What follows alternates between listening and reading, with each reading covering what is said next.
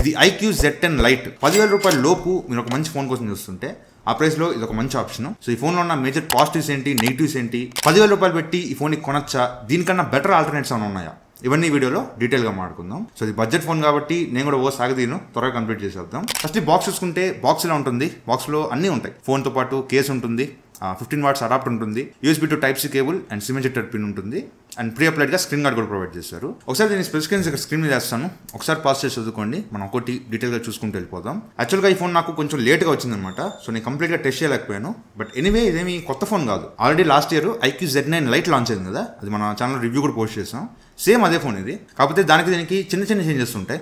Z9 Lite తో compare చేస్తే Z10 Lite లో మీకు డిస్ప్లే సైజ్ కొంచెం పెరిగింది, and last time 5000 mAh battery ఉంటే ఈసారి 6000 mAh బ్యాటరీకి కొంచెం పెంచారనమాట.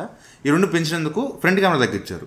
Last time 8 megapixel front camera ఉంటే ఈసారి 5 మెగాపిక్సెల్ ఫ్రంట్ కెమెరా తగ్గించారనమాట. రిమైనింగ్ స్పెసిఫికేషన్స్ అన్ని సేమ్ ఉంటాయి. ఇది మొత్తం 2 కలర్స్ లో వస్తుంది. బ్లూ కలర్ నా దగ్గర ఉండేది, అండ్ ఇంకోటి గ్రీన్ కలర్ ఉంటుంది. గ్రీన్ కలర్ కూడా బాగుంది, బట్ ఎనీవే ఇది చూడడానికి మాత్రం 10,000 రూపాయల ఫోన్లో లేదు. చూడడానికి చాలా బాగుంది, మొత్తం డైమండ్ కట్ ఫినిషింగ్ తో ఉంది. ఇన్ హ్యాండ్ ఎక్స్పీరియన్స్ బాగానే ఉంది, కానీ కొంచెం వెయిట్ కొంచెం ఎక్కువ అనిపిస్తుంది.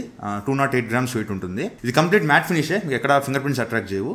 రైట్ సైడ్ పవర్ బటన్ మీదే ఫింగర్ ప్రింట్ సెన్సార్ ఇచ్చారు, side mounted finger print censor. So finger print accuracy కూడా ఎక్కడ ప్రాబ్లం లేదు. అండ్ ఇది డెడికేటెడ్ సిమ్ స్లాట్ తో వస్తుంది. అట్ టైం మీరు 2 సిమ్ కార్డులు, ఒక మెమరీ కార్డు కూడా వేసుకోవచ్చు. అండ్ ఇది బడ్జెట్ ఫోన్ కాబట్టి మీకు 3.5mm హెడ్ ఫోన్ జాక్ కూడా ఇచ్చారు.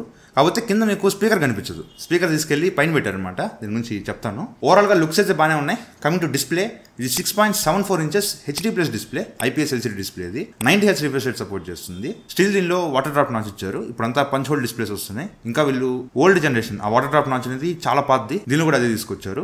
సో బెజిల్స్ మాత్రం కొంచెం థిక్ ఉంటాయి. సరే, ఆ ప్రైస్కి మనం ఎక్కువ కంప్లైంట్ చేయలేము.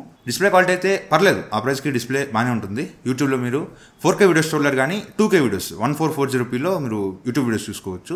అండ్ అమెజాన్ ప్రైమ్, నెట్ఫ్లిక్స్ని HD క్వాలిటీలో చూడొచ్చు. సో డిస్ప్లే అయితే మీకు అంత ఇబ్బంది పట్టదు. 10,000 రూపాయల్లో మీకు మంచి డిస్ప్లే ప్రొవైడ్ చేశారు. డిస్ప్లే క్వాలిటీ బాగానే ఉంటుంది. అండ్ బ్రైట్నెస్ కూడా హై బ్రైట్నెస్ మోడ్ 1000 nits వస్తుంది. సో సన్లైట్ విజిబిలిటీ మరీ ఎండలో నిలబడితే మాత్రం మీకు డిస్ప్లే అంత క్లియర్ కనిపించదు, కానీ కొంచెం నేర్లోకి వస్తే మాత్రం మీరు డిస్ప్లే యూజ్ చేసుకోవచ్చు. సో డిస్ప్లే అయితే పర్లేదు, ఆ ప్రైస్కి యాక్సెప్ట్ చేయొచ్చు. కానీ సౌండ్, ఇది సింగిల్ స్పీకర్తో వస్తుంది.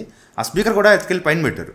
కింద మైక్ ఉంటుంది, పైన స్పీకర్ ఉంటుంది. సో ఒకవేళ మీ ఫ్రెండ్స్ ఏమన్నా వాయిస్ మెసేజ్ పెట్టారు వాట్సాప్లో, మీరు మామూలుగా ఇప్పుడు ఇలా మనం స్టార్టింగ్ చేస్తుంటాం, ఇలా వింటాం కదా, ఈసారి ఇలా వినాలన్నమాట. ఇట్లా పెట్టుకొని ఇట్లా వినాలి. సో ఇది ఒక్కటి కొంచెం ఇబ్బందిగా అనిపిస్తుంది. స్పీకర్ పైన పెట్టడం అనేది నేను ఏ ఫోన్స్లో చూడాల, ఇది ఒక్క ఫోన్లోనే చూస్తున్నా. స్పీకర్ కింద పెట్టుంటే ఇంకా బాగుండేది. ప్రతిసారి మీరు ఏదైనా యూట్యూబ్ వీడియోస్ చూస్తున్నా, ఒకవేళ వాటిలో వాల్యూమ్ తక్కువ ఉందనుకోండి, ఇలా పెట్టుకోకూడదు, ఎట్లా పెట్టుకోవాలి, ఇలా పెట్టుకుని వినాలన్నమాట. సో ఇది కొంచెం మనకు అలవాట్లేదు కాబట్టి ఇట్లా పెట్టుకోవడం కొంచెం ఇబ్బందిగా అనిపిస్తుంది. అండ్ సింగిల్ స్పీకర్ కూడా కొంచెం లౌడ్గానే ఉంది, పర్లేదు. అండ్ 200% వాల్యూమ్ బూస్టర్ ఇచ్చారు, పర్లేదు. సౌండ్ క్వాలిటీ కూడా ఆ ప్రైస్కి యాక్సెప్ట్ చేయొచ్చు. కాకపోతే సింగిల్ స్పీకర్ కింద ఇచ్చుంటే బాగుండేది, పైన తీసుకొచ్చి నాకు ఇదొకటే ఈ ఫోన్లో నాకు నచ్చింది. ఏదైనా నెగిటివ్ ఉందంటే ఇదొకటే అనమాట. అండ్ కమింగ్ టు పర్ఫార్మెన్స్, ఇది MediaTek Dimensity 6300 ప్రాసెసర్తో వస్తుంది. 6300 ప్రాసెసర్ అనేది 10,000 రూపాయల లోపు యాక్సెప్ట్ చేయొచ్చు, మంచి ప్రాసెసరే. యాక్చువల్గా ఆ ప్రైస్లో ఎవరు గేమ్స్ కోసం ఫోన్స్ కొనరు. 10,000లో మీరు గేమింగ్ ఎక్స్పెక్ట్ చేయలేరు. జనరల్గా క్యాజువల్ యూసేజ్ కోసం, కాల్స్ మాట్లాడడానికి, వాట్సాప్కి అండ్ జనరల్ సోషల్ మీడియా యాప్స్కి అంతవరకు వాడుకోవాలనుకుంటే ఇది మీకు ఇబ్బంది పెట్టదు, స్మూత్గానే హ్యాండిల్ చేస్తుంది. ఈవెన్ గేమ్స్ కూడా casual games like subway suffers కానీ, క్యాండీ క్రష్ కానీ, అట్లాంటి క్యాజువల్ గేమ్స్ మీరు ఆడుకోవచ్చు, దీనిలో ప్రాబ్లం లేదు. కానీ మీరు BGMI లాంటి హెవీ గేమ్స్ ఆడాలంటే మాత్రం దీనికని సీన్ లేదు. ఇది మాక్సిమం స్మూత్ అల్ట్రా సపోర్ట్ చేస్తుంది, అంటే 40 FPS. నేను చెప్తున్నా కదా, మీకు ఒక TDM మ్యాచ్ కూడా ఆడలేరు, ఒక TDM మ్యాచ్ కూడా కంప్లీట్ చేయలేరు అనమాట, అంత ల్యాగ్ ఉంటుంది. సో చిన్న గేమ్స్ ఆడుకోవచ్చు. అండ్ క్యాజువల్ జనరల్ యూసేజ్కి అది మీకు ప్రాసెసర్ పని కానిస్తుంది. And cameras, back side 50 megapixel main camera, 2 megapixel depth sensor ఉంటుంది, ఇది ఉన్నా లేదంటే. అండ్ ఫ్రంట్ 5 మెగాపిక్సెల్ ఉంటుంది.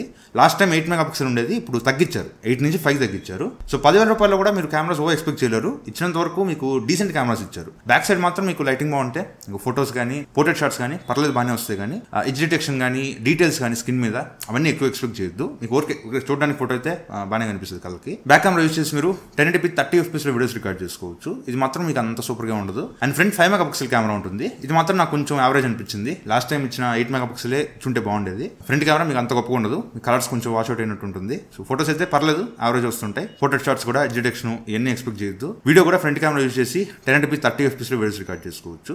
కెమెరాస్ అయితే డీసెంట్, 10,000 రూపాయల్లో మీకు ఓకే మంచి కెమెరా, బ్యాక్ కెమెరా అయితే పర్లేదు కానీ ఫ్రంట్ కెమెరా మీకు కొంచెం యావరేజ్ అనిపిస్తుంది. అండ్ బ్యాటరీ ఫోన్ లో హైలైట్ 6000 mAh బ్యాటరీ ఉంటుంది. ఈ బడ్జెట్ లో ఏ ఫోన్స్ లో కూడా ఇంత బ్యాటరీ లేదనమాట. కాకపోతే ఇది 15 వాట్స్ ఫాస్ట్ ఛార్జింగ్ సపోర్ట్ చేస్తుంది. 15 వాట్స్ ఫాస్ట్ ఛార్జింగ్ అనలేము, అది నార్మల్ ఛార్జింగ్. మీకు చాలా టైం పడుతుంది. 0 to 50% ఛార్జ్ అవ్వడానికి 1 hour టైం పడుతుంది. అండ్ 0 to 90% ఛార్జ్ అవ్వడానికి 2 hours టైం పడుతుంది. అండ్ ఫుల్ ఛార్జ్ అవ్వడానికి 2 hours 20 minutes టైం పడుతుంది. సో ఛార్జింగ్ టైం అయితే చాలా ఎక్కువ తీసుకుంటుంది. కాకపోతే ఈజీగా మీకు ఫుల్ డే బ్యాటరీ బ్యాకప్ ఈజీగా వచ్చేస్తుంది. నేను ఎగ్జాక్ట్గా టెస్ట్ చేయలేకపోయాను. నా దగ్గర ఎగ్జాక్ట్గా ఇది 2 రోజులే ఉంది. ఆ టైంలో నేను వేరే ఫోన్స్తో బిజీగా ఉన్నాను. సో కరెక్ట్గా ఎగ్జాక్ట్గా బ్యాటరీ టెస్ట్ నేను చేయలేకపోయాను. కానీ బ్యాటరీ లైఫ్ అయితే నాకు ఎక్కడ నేను యూజ్ చేసేంత వరకు నాకు ఎక్కడ బ్యాటరీ డ్రాప్స్ కానీ సడన్గా బ్యాటరీ తగ్గిపోవడం ఇట్లాంటి ప్రాబ్లమ్స్ ఏం లేవు. ఈజీగా మీకు ఒక ఫుల్ డే ఈజీగా వచ్చేస్తుంది. అండ్ ఇది Android 15th వస్తుంది. 2 years Android updates and 3 years security updates promise చేస్తున్నారు. అండ్ ఇది ఫన్ టచ్ OS 15th వస్తుంది కాబట్టి మీకు ప్రీ ఇన్స్టాల్గా బ్లోట్వేర్ పిచ్చిగా ఉంటుంది. చాలా ప్రీ ఇన్స్టాల్ యాప్స్ ఉంటాయి, అవన్నీ మీరు యూజ్ చేసేటప్పుడు అన్ఇన్స్టాల్ చేసుకోండి. అండ్ ఇది IP64 రేటింగ్తో వస్తుంది. అండ్ మిలిటరీ స్టాండర్డ్ 18H సర్టిఫికేషన్తో వస్తుంది. సడన్ గా ఫోన్ కింద పడ్డా సడన్ డ్రాప్స్ ని ఫోన్ సర్వే అవుతుంది. అండ్ దీనిలో కస్టమ్ డైలర్ ఇచ్చారు, గూగుల్ డైలర్ ఇవ్వలేదు. సో ఒకవేళ మీరు కాల్ రికార్డింగ్ చేసుకుంటే ఆ కాల్ రికార్డింగ్ అనౌన్స్మెంట్ వినిపించదు. సో మీరు కాల్ రికార్డ్ చేసుకోవచ్చు. అండ్ ఇది డ్యూయల్ 5G సపోర్ట్ చేస్తుంది. నాకైతే నా రూమ్ లో సిగ్నల్ క్వాలిటీ ఎక్కడ ప్రాబ్లం రాలేదు, సిగ్నల్ అయితే బాగానే వస్తుంది. And 3.5mm head phone Jack కూడా ఇచ్చారు. సో ఇయర్ ఫోన్స్ పెట్టుకోవాలనుకున్నా పెట్టుకోవచ్చు. సో ఇది ఓవరాల్ గా ఈ ఫోన్ గురించి అయితే. సో 10,000 రూపాయల లోపు మీరు ఎక్కువ కంప్లైంట్ చేయడానికి లేదు. బట్ నాకు ఈ ఫోన్ లో నచ్చిన విషయం ఒకటే, స్పీకర్ తీసుకెళ్లి పైన పెట్టడం. అండ్ ఛార్జింగ్ కూడా చాలా టైం తీసుకుంటుంది. సో ఇవన్నీ నాకు ఓకే. మాక్సిమం 10,000 నా బడ్జెట్. 10,000 లోపు నాకు ఇంట్లో పేరెంట్స్ ఇవ్వడానికి కానీ ఎంట్రీ లెవెల్ ఫోన్ ఒకటి కావాలనుకుంటే 10,000 రూపాయల లోపు వస్తే ఈ ఫోన్ తీసుకోవచ్చు. లేదు నేను బడ్జెట్ పెంచుకోగలను, కావాలంటే ఒక 11-12,000 దాకా పెట్టుకోగలను అనుకుంటే రీసెంట్గా ఒక వీడియో చేశాను 15,000 రూపాయల లోపు ఏ ఫోన్స్ కొనాలని. ఒకసారి ఆ వీడియో చెక్ చేయండి. ఆ వీడియోలో మీకు ఆ ప్రైస్లో మంచి మంచి ఫోన్స్ అని చెప్పాను. వాటిలో ఏదైనా తీసుకోవచ్చు. మాక్సిమం ఇది 10,000 రూపాయల లోపు వస్తేనే తీసుకోండి.